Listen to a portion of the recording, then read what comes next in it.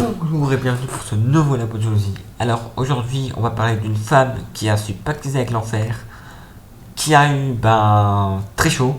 Et je parle bien sûr de Perséphone. Perséphone, connue également sous le nom de Corée, Proserpine, Perséphone ou Perséphonée, est la fille de Zeus et de Déméter.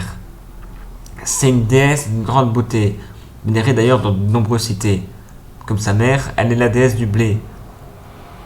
Et deviendra ensuite par des événements une divinité infernale. Qu'est-ce qui s'est passé? En fait, ce qui s'est passé, c'est voilà l'histoire de Perséphone. Elle est élevée en secret en Sicile par sa mère.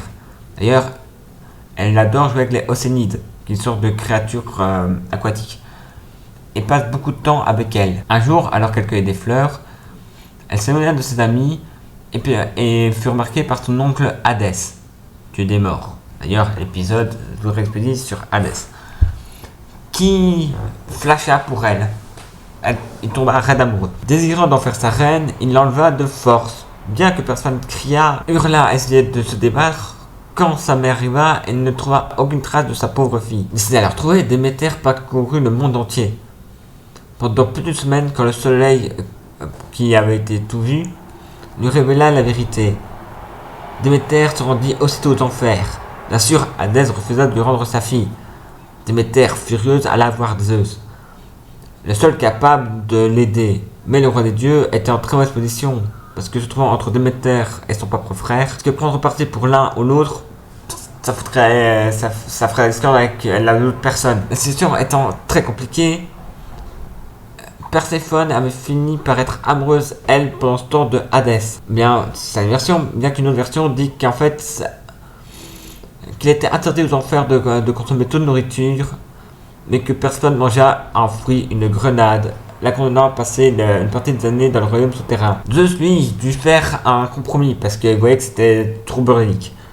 L'automne et l'hiver, Perséphone sera en enfer, à côté d'Hadès, son époux. Les autres saisons, donc, printemps et été, elle ira aider sa mère dans les champs et elle sera de l'autre côté. C'est pour ça, d'ailleurs, d'après la légende, que les terres s'achèvent en automne, car Déméter est triste à l'absence de sa fille. L'hiver étant le période où elle n'est pas là, elle est complètement démoralisée, donc elle ne fait rien pour la terre, donc la terre est quasiment morte.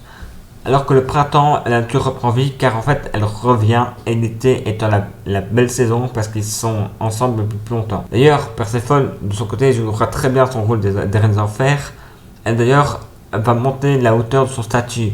Elle sera dure et inflexible à l'image de son époux Hadès. On en trouve dans le cinéma avec l'enlèvement de Perséphone, dans la peinture du rap de Prospérine, dans les BD du nom de Perséphone, dans la musique dans Prospérine ou dans Perséphone. On en trouve dans le livre de Panthéon d'Homère, dans le livre Queen of the Underworld ou Great Goddess of Spring. Sur ce, c'est la fin de ce logo et je vous dis à bientôt. Ciao!